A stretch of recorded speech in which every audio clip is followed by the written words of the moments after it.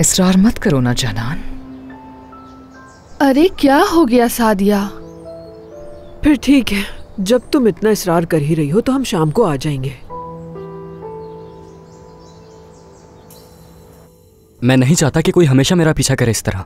ठीक कहा, ये बिल्कुल अच्छी बात नहीं है, क्योंकि कल जब मैं अपने दोस्तों के साथ कैफे गई थी तो फिर मुझे भी कैफे के पिछले दरवाजे से निकलना पड़ा।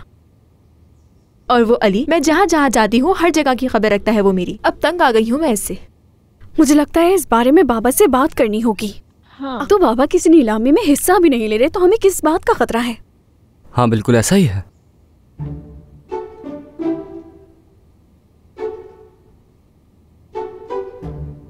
क्या हुआ, मुझे ऐसे क्यों देख रहे हो? बैरिन, इस बारे में तुम बाबा से बात करोगी? बिल्कुल भी नहीं, हम सब मिलकर बात करेंगे उनसे। शायद बाबा अभी चले गए हों। तुम कंपनी में भी बात कर सकती हो। नहीं नहीं, वो भी अपने कमरे में ही है, काम कर रहे हैं। चलो ना बैरिन, प्लीज।